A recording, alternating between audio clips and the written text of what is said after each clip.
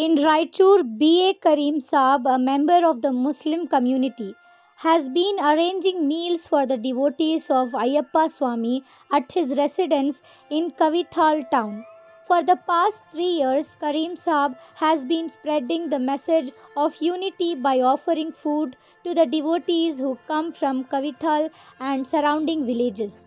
This gesture of hospitality and harmony is a beautiful example of interfaith solidarity with devotees expressing their gratitude and joyfully accepting the meals. Karim Saab's act of kindness highlights the importance of communal unity and mutual respect in society. ನಮಗೆ ಚೆನ್ನಾಗಿ ಅನ್ನಿಸ್ತಾ ಇದೆ. ಹಾಂ. ಆದ್ದರಿಂದಲೇ ನಾವು ಊಟ ಮಾಡಿಸ್ತಾ ಇದ್ದೀವಿ, ಪ್ರಸಾದ ವ್ಯವಸ್ಥೆ ಮಾಡ್ತಾ ಇದ್ದೀವಿ. ಹ್ಞೂ ಇದು ಮಾಲಧಾರಿಗಳಲ್ಲಿ ಉಚ್ಚ ನೀಚತೆ ಇಲ್ಲದೆ ಸಮಭಾವ ಮತ್ತು ಭಾವೈಕ್ಯತೆ ಸಹೋದರತ್ವ ಇರೋದರಿಂದ ನಾವು ಪ್ರತಿ ವರ್ಷ ಅನ್ನ ಸಂತರ್ಪಣೆಯನ್ನು ಮಾಡ್ತಾ ಇದ್ದೀವಿ. ಎಷ್ಟು ವರ್ಷ? ಇದು 3ನೇ ವರ್ಷ.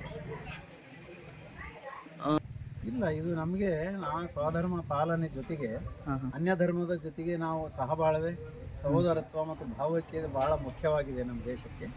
ಆದ್ದರಿಂದ ನಾವು ಇದನ್ನು ಮಾಡ್ತೇವೆ.